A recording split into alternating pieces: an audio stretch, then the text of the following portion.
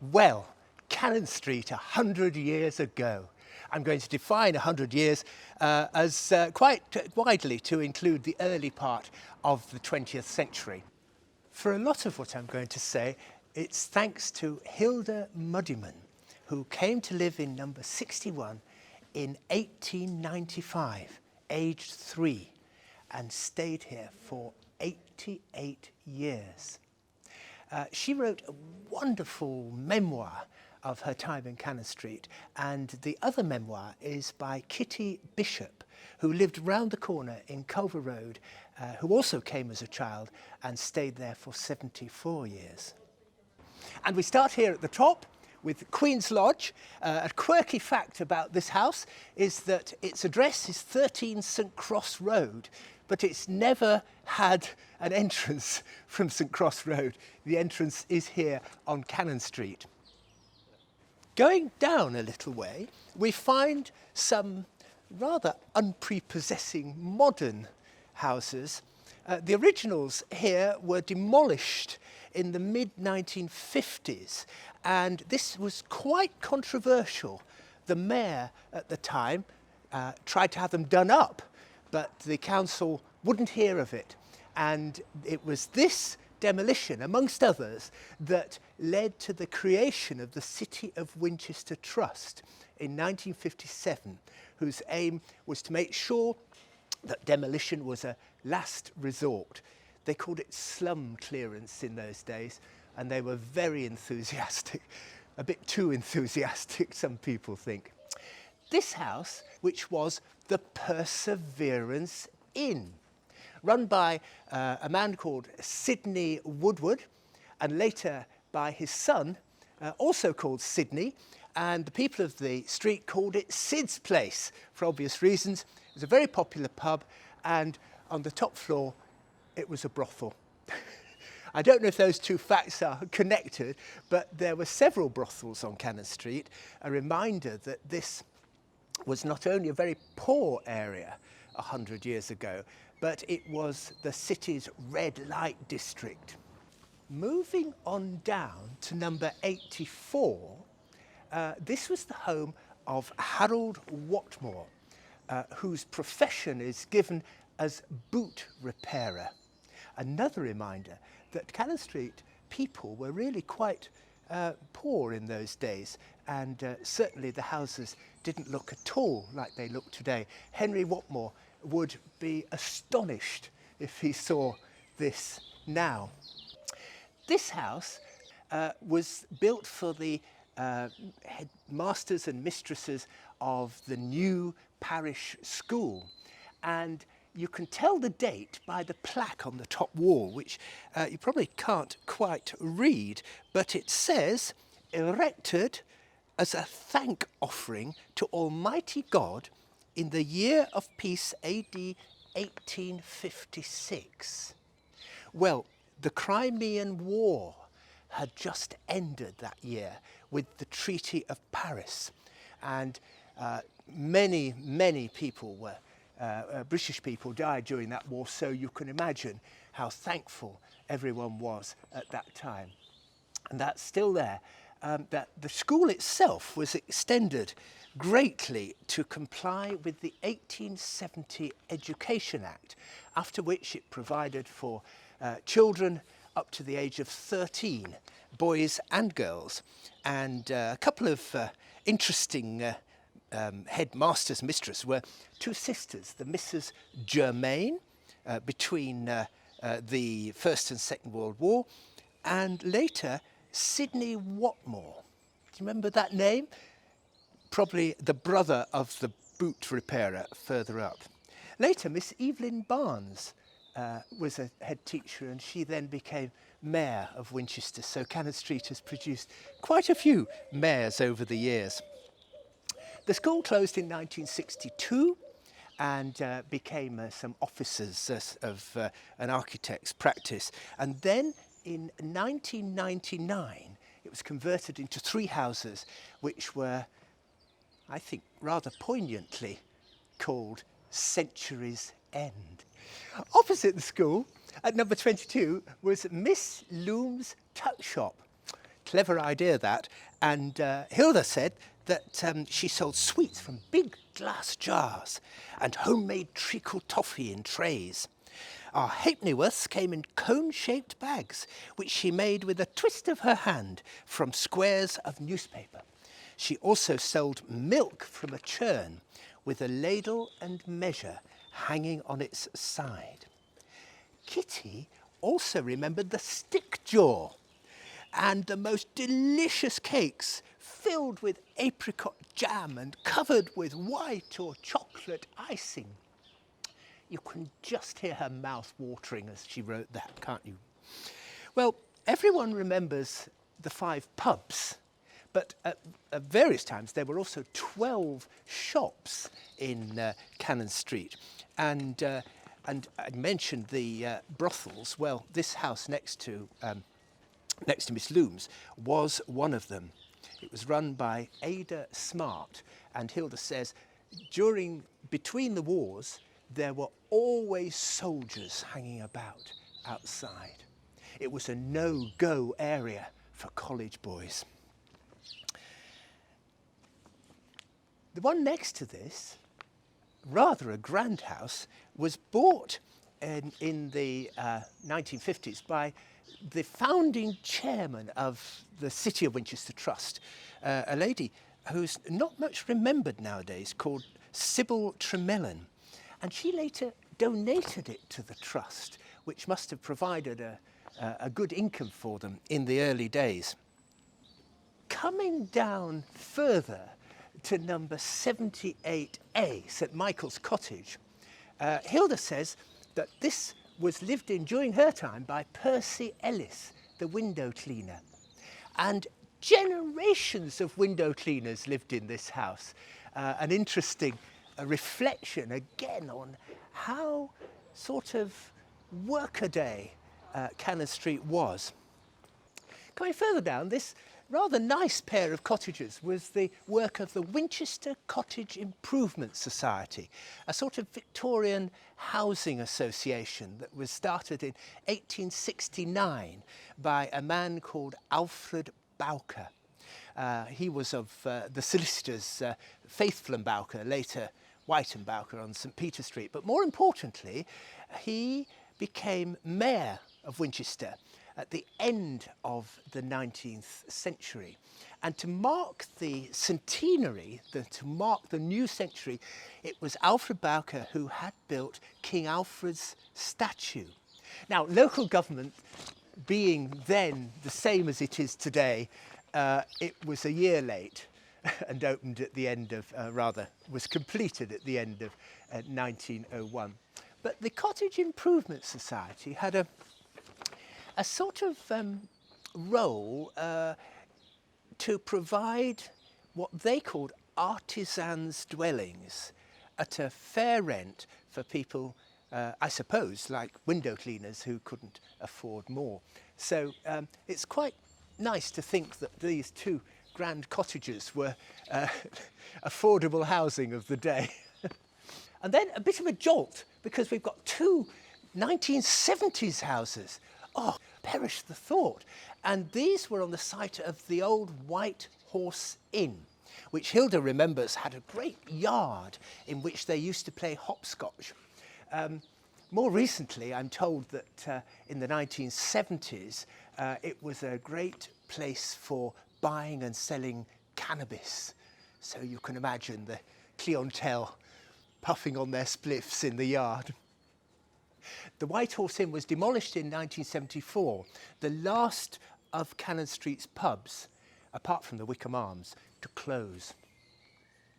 This house was built on the site of the old slaughterhouse and faggot maker's shed, demolished in 1908. Hilda says many of us large families were thankful for the slaughterhouse because once a week we could have a sheep's head and a pluck of offal, which included liver, heart, tongue and lights. Anyone know what lights are? They're the lungs. And that was all the meat some families could afford. It became St Michael's Boys' Club and later St Michael's Parish Hall. And both Hilda and Kitty remember the fabulous dances that took place in the church hall. After that, Peter Voss the potter had his kilns here and his grand piano. Next to the slaughterhouse was Slaughterhouse Lane. And can you see why they changed the name? You can't blame them. And so we now come to this house, which you can see clearly was a shop. And in the 1950s, it belonged to two sisters called the Hazel sisters. And Kitty says, we thought they were witches because they always wore black with long skirts that swept the floor. Kitty says it always reeked of paraffin. None of the shops had cash tills, and the cash was usually kept in a drawer, but the Hazel sisters kept theirs, Kitty says, in glass jam jars, neatly sorted into farthings, halfpennies, pennies, threepenny and sixpenny bits and shillings. Coins larger than a shilling rarely changed hands in Canon Street. After 1955, it became a grocer's shop briefly, and then it became quite grand when it was renamed June's Hair Stylist. I don't know who June was, but it was the first and only hairdressers in Canon Street. Next to the shop was Mrs. Macaulay's fish and chip shop. Now, fish and chips is another tasty aspect of Canon Street. You can just imagine the smell drifting down and the hungry customers coming to order their fish and chips. Lots of people think number 36 was a pub, partly because of this plaque on the wall. It wasn't. It was a shop which, according to Kitty, was run by a far from clean old man called Mr. Cully. She said, I wasn't allowed to buy anything there. Hilda said, we went to him for our paraffin because we didn't have electric light till 1930. Combined with the house next door, it was too big for the Cullys, who rented out part of it to the Plymouth Brethren as a mission hall. Hilda said, most of us didn't like them because their singing was so loud. In 1932, it was taken over by the Borners, who sold everything, including newspapers, and then in 1962 by Mr. Prentice the grocer. In 1966, it was the final shop to go. Then we have St Swithin's Villas, previously called St Swithin's Lane. It now looks very respectable, but Hilda says there were rows of pigsties along here before they built on the corner and the four villas. Two cottages looked out over the sties, and I can tell you the smell was powerful. But their rents were only a shilling a week. Now, this house you can really see was a corner shop, and up to 1909 it was Coombs Milk Stores. Then Joe Dumper and his family moved in for the next 30 years. Joe was a great Winchester character who's best remembered for starting the Winchester gun riots of 1908, when a mob assembled in the Broadway to stop the council taking away Winchester's souvenir of the Crimean War. The gun had served as a sort of speaker's corner, especially for Joe. Some people say it was all a misunderstanding, but Hilda said Joe was a great fighter for our rights.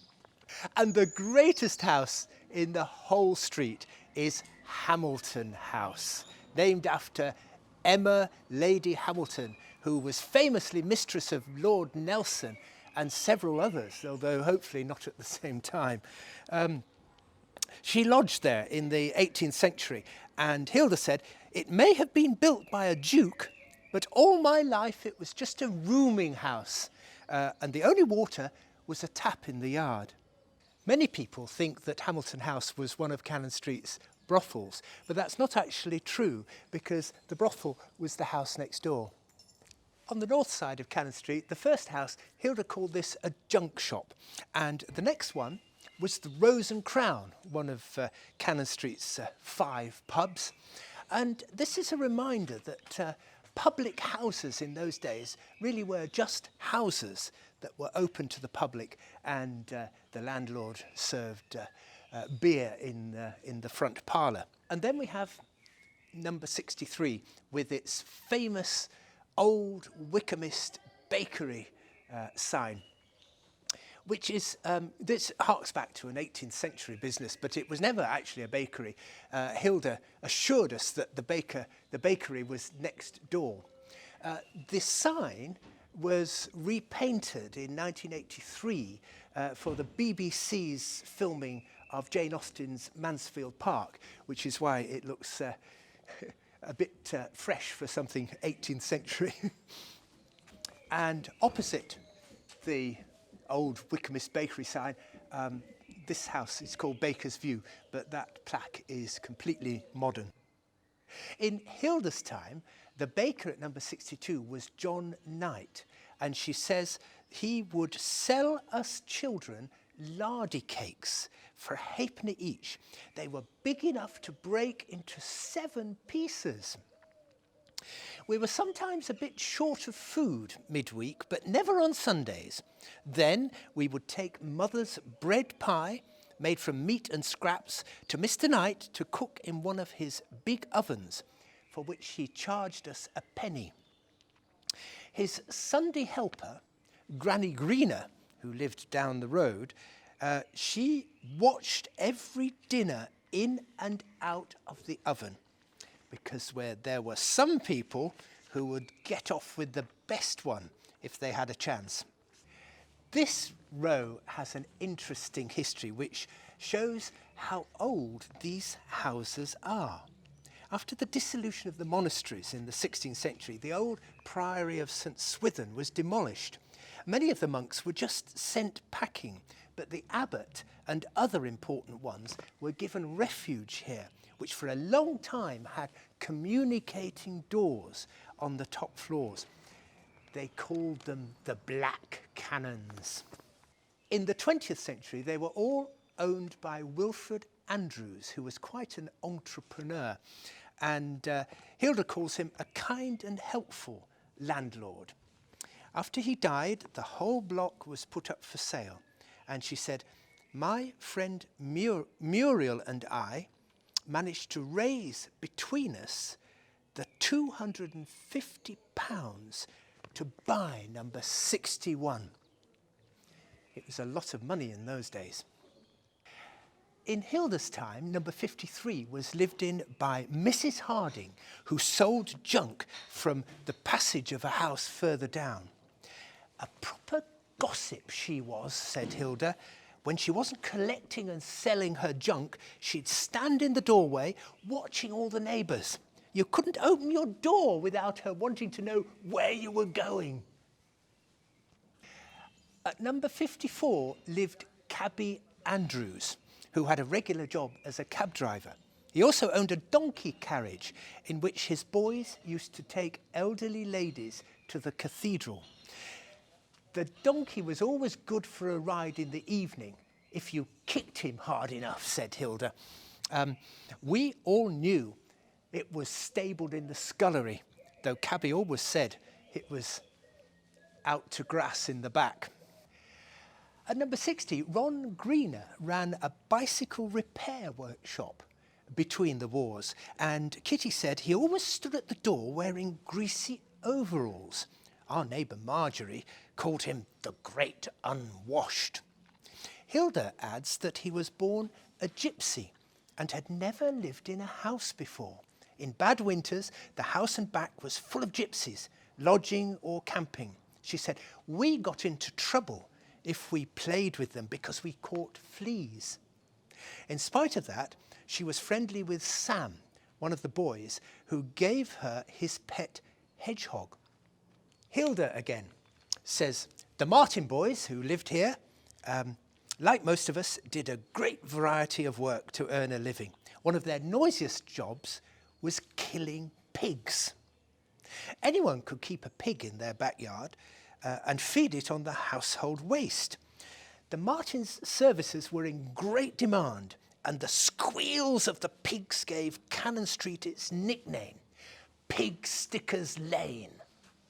Number 56, the Malt House. Hilda says this was a smithy in the old days with a forge, probably where the extension is now. She says, my dad remembered it being the Albert Inn, but when we were little, it was a doss house for tramps. Some of them were very old, but they kept tramping till they were finally taken off to the workhouse at St. Paul's. How things have changed.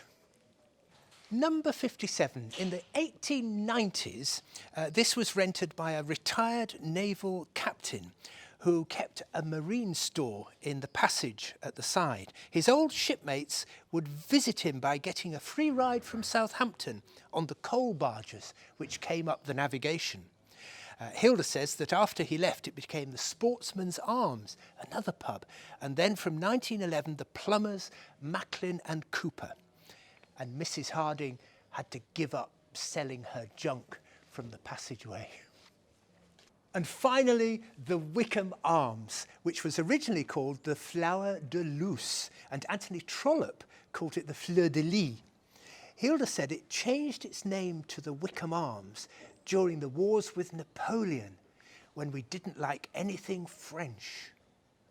Originally, this door went to a shop, and the entrance to the bars was up in Canon Street. The door is still there, but you can no longer use it. Well, I hope you've enjoyed this little scamper around the history of Canon Street. If you want to know more, the memoirs of Hilda and Kitty are in the Hampshire Record Office, where you can go and read them for yourselves. Thank you very much for watching.